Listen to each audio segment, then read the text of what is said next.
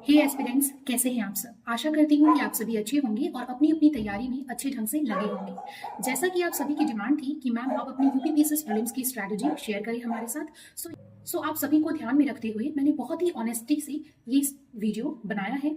आशा करती हूँ कि आप सभी के लिए काफ़ी हेल्पफुल रहेगा। एंड इसके बावजूद भी अगर आपके कोई डाउट्स रह जाते हैं सो प्लीज़ आप उसे कॉमेंट सेक्शन में मैंशन कर दीजिएगा। मैं पूरी कोशिश करूँगी कि आपके डाउट्स क्लियर हों। देखिए, मैं आपको स्ट्रैटेजी शेयर करने से पहले एक चीज़ क्लियर करना चाहती हूँ, जो मैंने खुद भी महसूस किया है। वो ये है कि स्ट्रैटेजी हमारी हमको 2 हिस्सों में डिवाइड करनी चाहिए, ठीक है? एक होती है एग्ज़ामिनेशन से पहले की स्ट्रैटेजी, मीन्स कि प्री एग्ज़ामिनेशन स्ट्रैटेजी, एंड एक होती है performance strategy. Pre examination strategy से मेरा मतलब है कि जब आप एग्ज़ामिनेशन हॉल में एंटर करते हैं, उससे पहले आपने अपने सब्जेक्ट्स को कैसे प्रिपेयर किया है, ठीक है? क्योंकि जैसे आप अपने सब्जेक्ट्स को प्रिपेयर करते हैं, कितने नंबर ऑफ मॉक्स आपने लगाए हैं, ये सारी चीज़ें डिसाइड करती है कि आपका कॉन्फिडेंस क्या रहने वाला है एग्जामिनेशन हॉल में, ठीक है? सो ये आपका जो प्री एग्जामिनेशन स्ट्रैटेजी है, इसमें आपकी बुक्स आ जाते हैं, ठीक है? आपका स्टडी रूटीन आ जाता है कि आपने कैसे फॉलो किया है, आपकी लर्निंग, आपका रिटेंशन, ये सारी चीज़ें, आपने करंट अफेयर्स को कैसे कवर किया है, एंड आपने कैसे मॉक्स लगाया है, ठीक है? तो ये सारी चीज़ें आपकी परफॉर्मेंस बिल्डअप करती है। नेक्स्ट है आपका एग्जामिनेशन, जो आपकी परफॉर्मेंस स्ट्रैटेजी है। आपकी एक परफॉर्मेंस स्ट्रैटेजी भी होनी चाहिए, क्योंकि आप देख सकते हैं कि प्रीलिम्स में अभी तो नंबर ऑफ सीट्स यूपीपीसीएस में ज़्यादा है, सो वही 11,000 एंड 15,000 का चल रहा है। बट इससे पहले जब नंबर ऑफ सीट्स काफ़ी कम हुआ करते थे 21, 22, 23 में, सो जो नंबर ऑफ क्वालिफाइड एस्पिरेंट्स होते थे, जो मेंस में अपियर होने के लिए क्वालिफाई होते थे, वो काफ़ी कम होते थे, 4,000 एंड 5,000। पर इसका मतलब ये तो नहीं है कि जितने भी बच्चे गए थे प्री देने, उसमें से सिर्फ यही 4,000 5,000 बच्चे पढ़ के गए थे। सो मेरा आपसे ये बताने का ये आशय है कि जो बच्चे अपनी pre examination strategy and performance strategy दोनों को साथ में रखकर चलते हैं, उनको काफ़ी कम मुश्किलें होती हैं प्रीलिम्स को क्वालिफाई करने में। सो परफॉर्मेंस स्ट्रैटेजी में क्या आ सकता है, जैसे कि आप पहले से ही अपना माइंड मेकअप करके जाएं कि आपको कौन से क्वेश्चंस एलिमिनेट कर देने हैं, मीन्स आपको टच ही नहीं करना है। जैसे मेरा ये था कि मुझे वो क्वेश्चंस उसमें बिल्कुल भी मुझे सेकंड्स भी नहीं इन्वेस्ट करना है, जो मुझे पता था कि बहुत ही वेग है, इसका आंसर सिर्फ और सिर्फ कमीशन ही बताएगा। सो मैंने बिल्कुल भी रिस्क नहीं लिया ऐसे क्वेश्चंस में। इस वजह से मैंने अपने नंबर ऑफ अटेम्प्ट्स बहुत ही रेस्ट्रिक्टेड रखे थे। मैंने 131 क्वेश्चंस ही अटेम्प्ट की, एंड जो 19 क्वेश्चंस मैंने ये छोड़ा, उसमें मैंने हार्डली, वो पूरे 19 क्वेश्चंस में मैंने हार्डली 2 से 3 मिनट्स ही डिवोट किए हैं, इससे ज़्यादा नहीं, ठीक है? प्लस आपको अपने नेगेटिव्स को कैसे बचाना है, ठीक है? बहुत बार हमें ऐसा लगता है कि हम अपने इंट्यूशंस के साथ जाएं, शायद ये सही हो जाएगा। सो इन सब चीज़ों पे भी आपको थोड़ा सा काम करना होगा, ठीक है? सो ये रही आपकी परफॉर्मेंस स्ट्रैटेजी, ठीक? सो एक मैं अलग वीडियो बना दूंगी। अभी मैं आपके साथ इस वीडियो में अपनी जो भी बुक्स, जो मैंने मटेरियल्स फॉलो किए, करंट अफेयर्स कैसे कवर किया, अपना स्टडी रूटीन कैसे रखा था, एंड मॉक्स कितने लगाए थे, लगाना ज़रूरी है या नहीं है, ये सारी चीज़ें आपके साथ मैं शेयर करती हूँ, ठीक है? सो चलिए स्टार्ट करते हैं सब्जेक्ट बाय सब्जेक्ट, ठीक है? सो मैं आपको सारी प्रायोरिटी वाइज आपको सब्जेक्ट्स बताती हूँ। सबसे पहले इस एग्जाम में अगर कुछ बहुत ज़्यादा, मैं सब्जेक्ट का बता रही हूँ, ठीक है, एक्सक्लूडिंग करंट अफेयर्स, ठीक है? क्योंकि करंट अफेयर्स का जो शेयर है पूरा 150 क्वेश्चंस में, वो हमेशा चेंज हो रहा है, ठीक है? आप 2025 में देखेंगे प्रीलिम्स का पेपर उठाकर कि इसमें जो करंट अफेयर्स के क्वेश्चंस हैं वो आपको उतने नहीं मिलेंगे जितने आपको 23-24 में देखने को मिले, ठीक है? सो करंट अफेयर्स को हम लोग अलग से डिस्कस करेंगे। देखिए, सब्जेक्ट्स को बताने से पहले मैं आपको बोलूँगी कि जो भी बिगिनर्स हैं, सबसे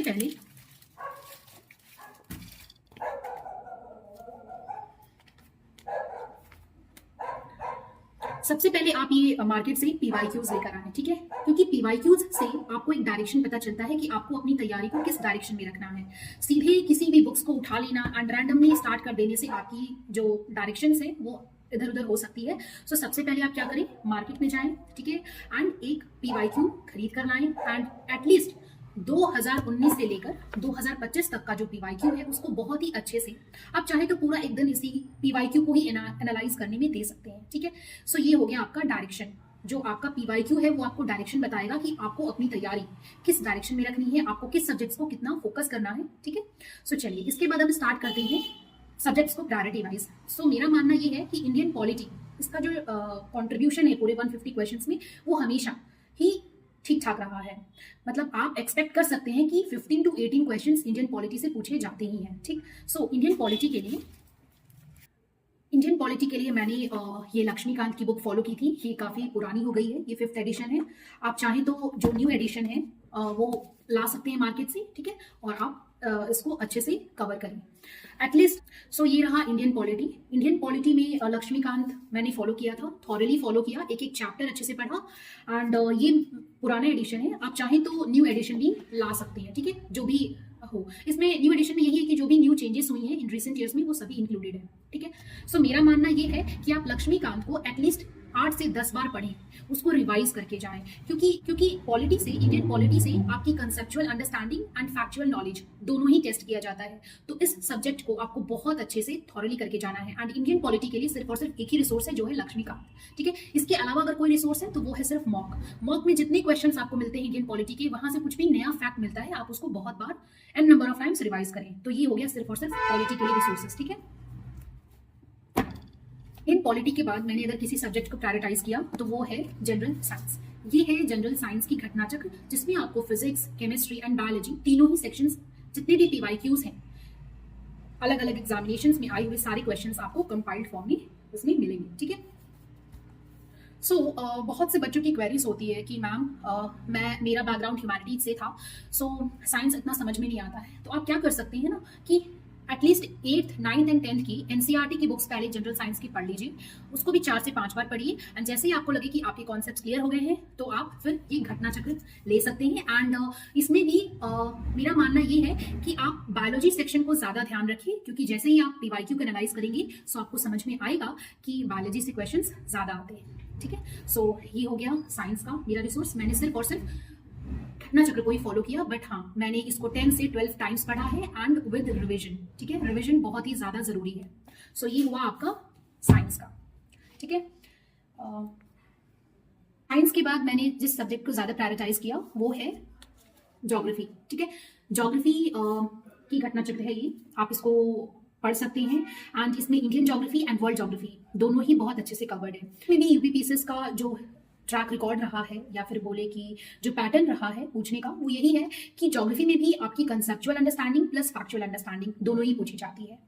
कंसेप्चुअल अंडरस्टैंडिंग को क्लियर करने के लिए आप इंडियन ज्योग्राफी को थॉरली और अच्छे से पढ़ें। एंड वर्ल्ड ज्योग्राफी से ज़्यादातर आपकी फैक्चुअल नॉलेज टेस्ट होती है, जैसे कि वर्ल्ड की ट्राइब्स हो गई, लेक्स हो गए, रिवर्स हो गए, ठीक है, वेजिटेशन हो गया, ये सारी चीज़ें आपको वर्ल्ड ज्योग्राफी में, जो प्लेसेस इन न्यूज़ होते हैं, जो जोग्राफिकल प्लेसेस इन न्यूज़ होते हैं, मिनरल्स हो गए, ये सारी चीज़ें आपकी टेस्ट होती है वर्ल्ड ज्योग्राफी से, ठीक है। सो मेरा ये मानना है कि आप इंडियन ज्योग्राफी को पढ़ने के लिए जो एनसीईआरटी बुक्स हैं वो फॉलो करें, क्योंकि 2 से 3 सालों में ये देखा गया है कि जो ज्योग्राफी के क्वेश्चंस हैं वो कॉन्सेप्चुअल ज़्यादा पूछे जा रहे हैं, ठीक है। सो आप इंडियन ज्योग्राफी को, ये जो भी आपके पास 11th एंड 12th की बुक्स है ना, वो आप कवर कर सकते हैं।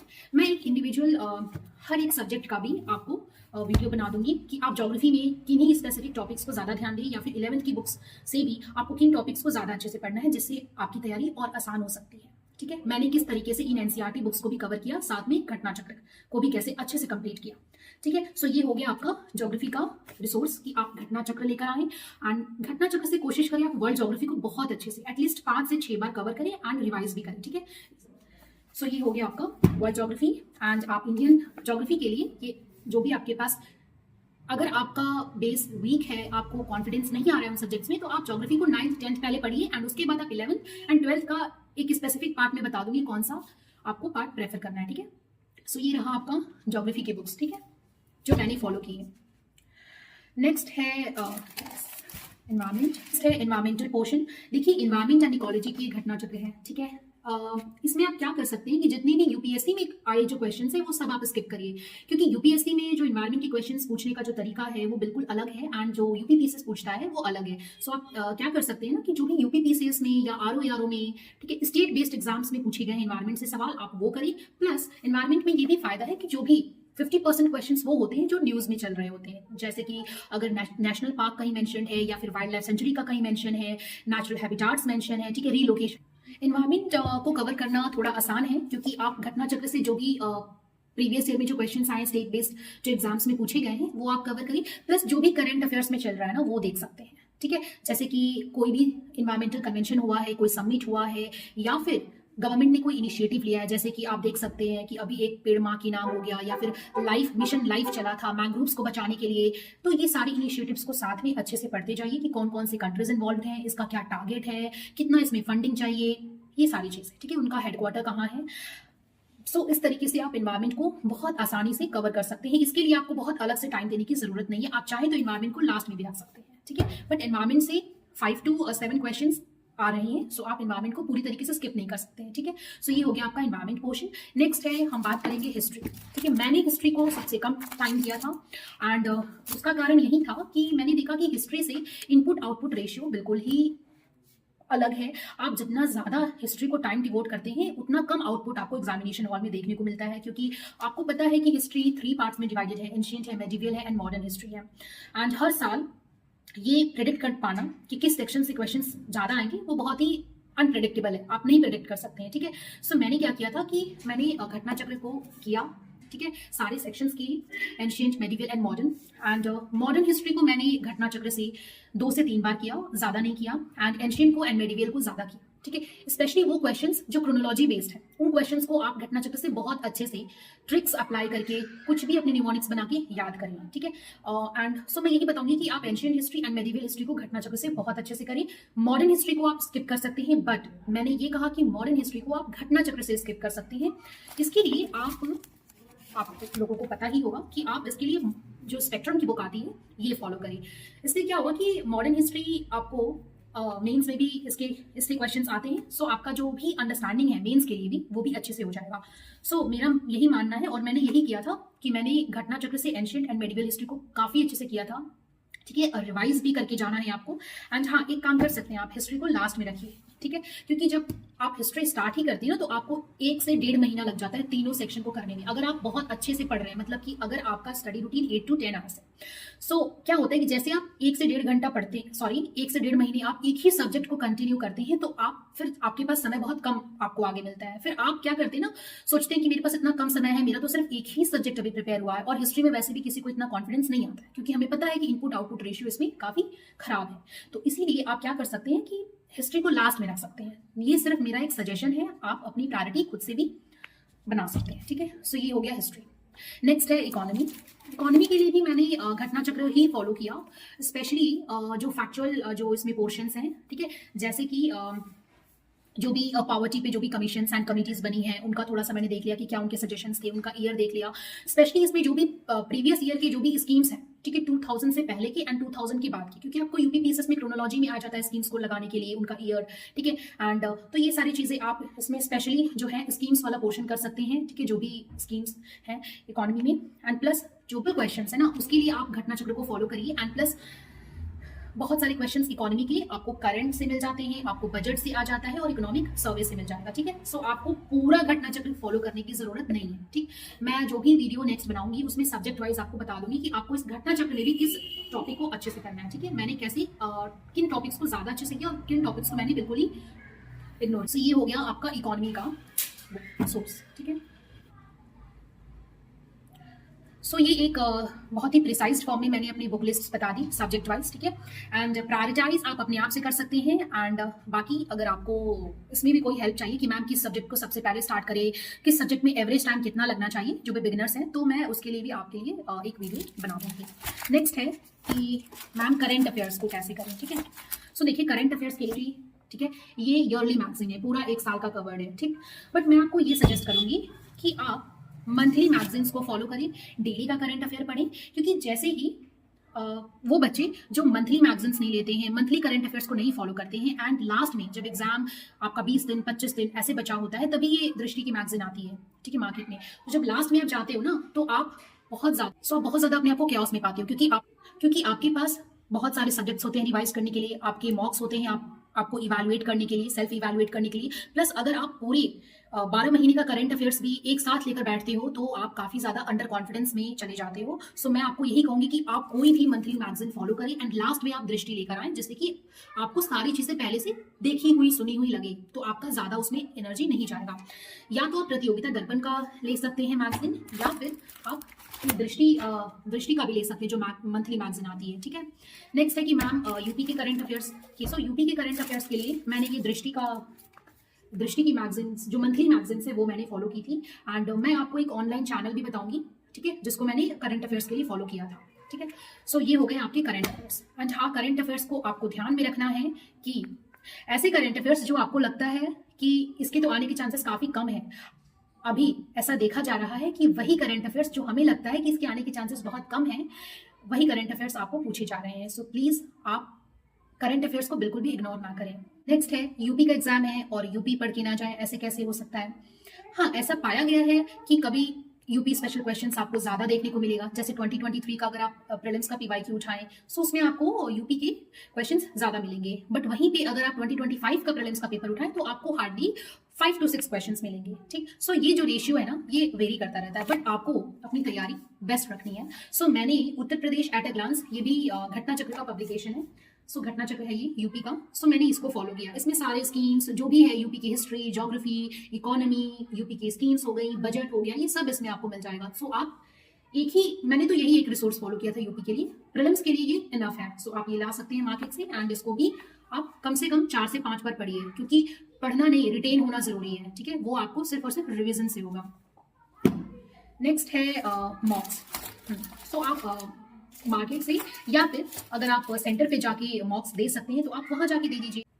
पर अगर आप किसी वजह से आप दूर रहते हैं, है ना, जहाँ पे कोचिंग इंस्टीट्यूट्स हैं, आप उससे दूर रहते हैं, आप सेंटर पे जाके मॉक्स नहीं दे सकते हैं, सो आप मार्केट में जाइए, मॉक्स लाइए और घर पे भी इन मॉक्स को करिए। ठीक है, सो ये मॉक्स मैंने फॉलो किया था, एंड मॉक्स देना मेरे हिसाब से बहुत ज़रूरी है, क्योंकि पढ़ना एक अलग बात होती है, बट आपने उसको कितना समझा, उससे कितने क्वेश्चंस आप सही कर पा रहे हैं उसको पढ़ने के बाद, ये सिर्फ और सिर्फ आपको मॉक्स से ही पता चलता है। सो आप मॉक्स को बिल्कुल इग्नोर ना करें। ठीक है, ये बहुत इंपॉर्टेंट स्टेप है मॉक्स। ठीक है, मैं बार बार एम्फेसाइज कर रही हूँ कि मॉक्स बिल्कुल भी इग्नोर ना करें, और ये ना सोचें कि जब तक मेरा पूरा सिलेबस कंप्लीट नहीं होगा मैं मॉक्स नहीं शुरू करूंगा, क्योंकि आपको पता है कि ये बहुत ही ज़्यादा वास्ट सिलेबस है इसका। आपको एंड तक, एग्जामिनेशन डे तक आपको लगेगा कि आपका कुछ ना कुछ बचा रह गया है, आपने कुछ ना कुछ छोड़ दिया है। तो आप अपने मॉक को एग्जामिनेशन से 2 महीने पहले से स्टार्ट कर दें, वीकली मॉक दें, एक वीक में 2 मॉक्स भी दे सकते हैं, वो आपके ऊपर है। ठीक है, सो मॉक्स को बिल्कुल इग्नोर ना करें। And last but not the least, miscellaneous. Miscellaneous में आपको बहुत सारे जो स्कीम्स हैं, जो आपके पास यूपी का बजट है, यूपी का इकोनॉमिक सर्वे है, सेंट्रल बजट है, सेंट्रल इकोनॉमिक सर्वे है, जो भी एनिमल हस्बेंड्री का जो भी डेटा है, प्लस जो भी इंडिसेस है, रिपोर्ट्स हैं, ठीक, एंड ये सारी चीज़ें, जो एग्रीकल्चरल डेटा है, मिनरल डेटा है, ये सारी चीज़ें आपको इसमें मिल जाता है। जो भी नेशनल फैमिली हेल्थ सर्वे का है, ये सारे जो भी आपके डेटाज हैं जो मिसलेनियस में आते हैं, वो सब मैंने इसके लिए भी ये मैंने इसको फॉलो किया था। ये आपका घटना चक्र का ये मैगजीन है, मैं लेकर आई थी, और इसमें बहुत अच्छे से सारी चीज़ें दी हुई थी, और मैंने इसको आप देख सकते हो, मैंने बहुत ही थॉरली इन सब चीज़ों को कवर किया था, और मुझे इसका बहुत ही अच्छा परिणाम देखने को मिला। देखिए, लोग कहते हैं ना कि इतना सारा पढ़ के भी क्या है, इसमें से सब तो नहीं आया। हाँ, सब तो नहीं आया, बट एक चीज़ है जिसने काम की, और वो है जब आप अपनी तैयारी को हर एक एस्पेक्ट से पूरा करके जाते हैं, सो आपका जो ऑरा होता है एग्जामिनेशन हॉल में, आपका जो कॉन्फिडेंस होता है, वो उन सभी बच्चों से अलग होता है जो कुछ ना कुछ सब्जेक्ट्स छोड़कर आए होते हैं, इनकम्प्लीट, अधूरा और विदाउट रिविजन के होते हैं। ठीक है, क्योंकि उनको वहाँ पे टाइम ज़्यादा लगता है, और आप कहीं ना कहीं कुछ चीज़ें रिलेट करके क्वेश्चंस को सही कर देते हैं। ठीक है, सो मिसलेनियस के लिए मैंने ये दृष्टि का ही है, इसको फॉलो किया था। तो ये रहा पूरा बुक लिस्ट, एंड इसके बाद भी अगर आपको कुछ डाउट्स हैं, सो आप प्लीज़ कमेंट्स में पूछ सकते हैं, मैं पूरी ऑनेस्टी से आपकी मदद करना चाहूँगी। एंड बस फिर आपके पास वो डे आता है जिस दिन आपको एग्जामिनेशन हॉल में आपका टेस्टिंग होती है कि आपने कितना समझा और अपनी स्ट्रैटेजी को कितनी अच्छी तरीके से यूटिलाइज किया एग्जामिनेशन वाले डे। ठीक है, नेक्स्ट है सीसैट। सीसैट भी काफ़ी लोगों के लिए एक हर्डल होता है, क्योंकि उनका जीएस अच्छा होता है, बट सीसैट में कहीं ना कहीं उनके मार्क्स 2-4 नंबर इधर उधर हो जाते हैं, एंड जीएस में बहुत अच्छा परफॉर्म करने के बाद भी वो प्रीलिम्स नहीं क्वालिफाई कर पाते हैं। सो मैं आपको एक अलग वीडियो बना दूंगी सीसैट को कैसे क्वालिफाई करना है, कैसे आप सीसैट में भी बहुत सारे सब्जेक्ट्स हैं, तो कैसे अगर आपके पास टाइम नहीं बच पा रहा है जीएस को कंप्लीट करने में, फिर भी आप सीसैट को बहुत आसानी से क्लियर कर पाएंगे, क्योंकि वो एक क्वालिफाइंग पेपर है। आपको उसमें मास्टर्स नहीं करना है, ना ही आपको उसमें टॉप करना है, तो वहाँ पे ज़्यादा टाइम भी ना डिवोट करें। ठीक है, वहाँ पे अगर आप 45 to 50 के रेंज में अगर आप आफ्टर नेगेटिव सही करके आते हैं, तो सीसैट आपका बहुत आराम से हो सकता है। ठीक है, सो ये रही मेरी स्ट्रैटेजी। मैंने बहुत ही ऑनेस्टली अपनी बुक लिस्ट को आप सभी के साथ शेयर किया है, एंड आई होप ये वीडियो आप सभी के लिए काफ़ी हेल्पफुल होगा जो भी यूपी पीसीएस 2026 को टारगेट कर रहे हैं। Thank you so much.